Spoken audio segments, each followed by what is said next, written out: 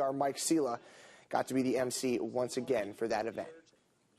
Well, it's a disease so rare that only about 100 cases are diagnosed in the world each year.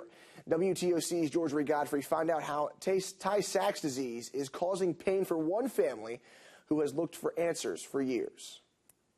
The first reported cases of Tay-Sachs disease was in Ashkenazi Jewish families, leading many researchers to believe the disease was strictly associated with Jewish communities. Well, for one family of strong Italian descent, it's been the battle for the past 8 years.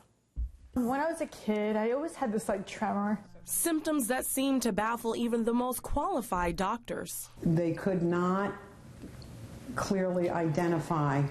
At first they thought for a long time. This went on for 8 years. A couple of years later, I was like, okay, I'll go see a doctor, neurologist. Maybe I have a genetic tremor. And the tremor, I got medicine, it calmed down, it was fine. But the problems didn't stop there. But then I noticed in college I couldn't really do stairs without holding on to anything.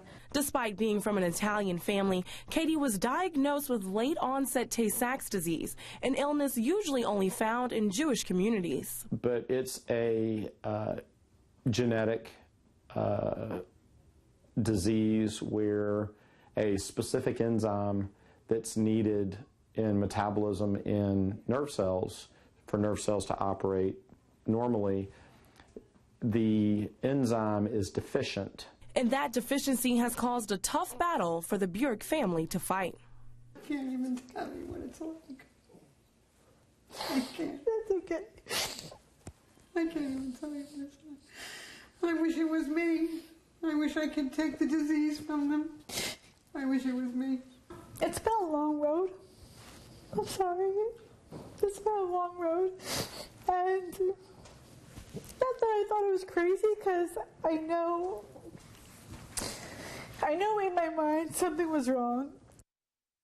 Because the disease is so rare, there isn't a cure or even treatments for Tay-Sachs, but the Bjork family is using their experience to help fund research. Since Katie was diagnosed in 2014, the family has raised $240,000 and funded 3 research grants. In the studio, Georgiaree Godfrey, WTOC News.